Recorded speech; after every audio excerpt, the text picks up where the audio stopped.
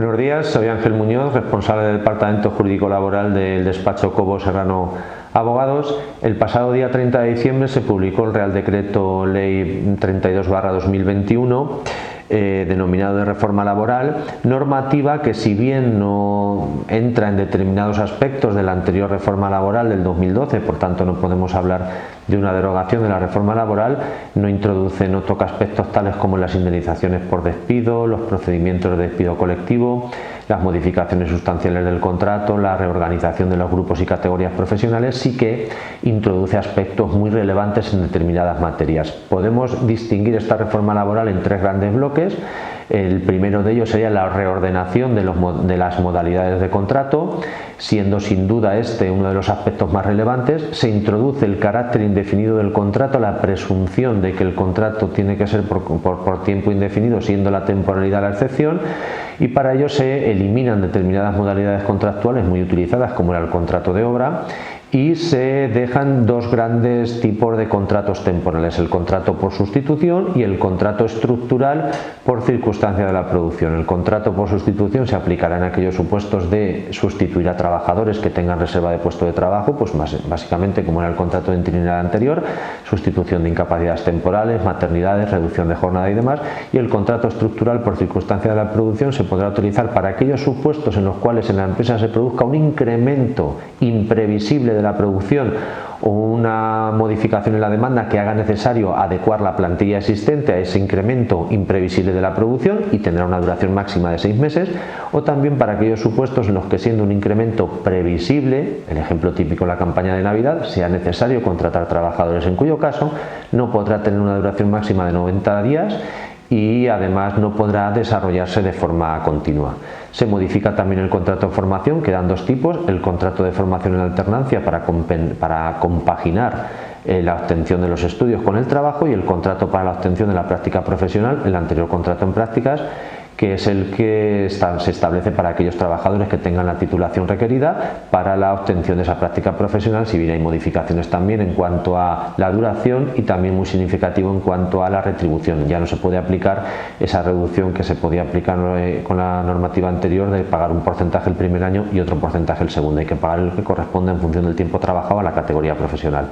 Se modifica también el contrato fijo discontinuo, se introduce modificaciones en el contrato para tratar de utilizar más esta figura, y también con modificaciones importantes. Por un lado, los periodos de inactividad no pueden superar los 3 meses, y siendo muy significativo también que ya se fija de una forma clara cuál sería la indemnización en caso de extinción de este tipo de contratos, que no se tomaría en cuenta la antigüedad en función del tiempo efectivamente trabajado, sino la antigüedad del primer contrato, lo que incrementa notablemente este tipo de indemnizaciones. Muy importante también tener en cuenta, muy importante en cuanto a los contratos temporales, pues que se establece un periodo transitorio, es decir, los contratos que se suscribieron con anterioridad a la publicación de esta norma, pues durarán el tiempo que se pactó y finalizarán cuando acabe la obra objeto de ese contrato. Y los contratos suscritos desde la publicación de la norma hasta el 30 de marzo, pues se aplicarán conforme a la normativa que los regula, con una duración máxima de 6 meses. Y también las modificaciones en los contratos de formación entrarán en vigor a partir del 30 de marzo del 2022. En cuanto a las modificaciones más importantes por la inspección de trabajo, pues establece que ya no se sancionaría por el número de contratos, sino por cada uno de los contratos. Es decir, en caso de incumplimiento de esta normativa, la inspección sancionará por cada uno de los contratos, mínimo 1.000 euros, máximo 7.000 euros. En cuanto a las modificaciones más importantes en la aplicación de los convenios colectivos, en la negociación de los convenios colectivos, pues se introduce la ultraactividad.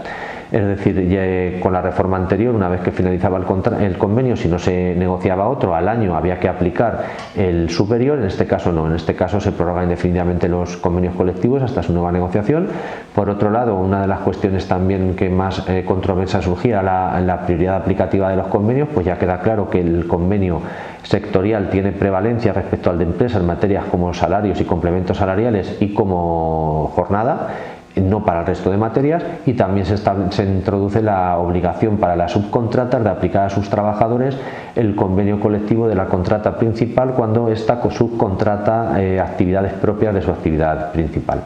En cuanto a las medidas de flexibilidad interna, pues se introduce en la posibilidad en la normativa de priorizar los expedientes de regulación temporal frente a los expedientes de extinción de contrato. Se introduce en la normativa la posibilidad de hacer ERTE por fuerza mayor por impedimento o limitación con una serie de bonificaciones en seguridad social, siempre y cuando la empresa durante su tramitación haga acciones formativas, y se introduce un nuevo sistema, una nueva medida de flexibilidad, que es el mecanismo red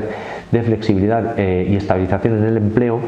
que se podrá utilizar en aquellos supuestos que previamente por parte del gobierno se permita su aplicación, es decir, por cuestiones sectoriales o por cuestiones estructurales. Las empresas que se determinen podrán solicitar estas medidas de flexibilidad con una serie de suspensiones de contratos, con una serie de bonificaciones en seguridad social, siempre y cuando den también acciones formativas y sobre todo pues este expediente haya sido aprobado por la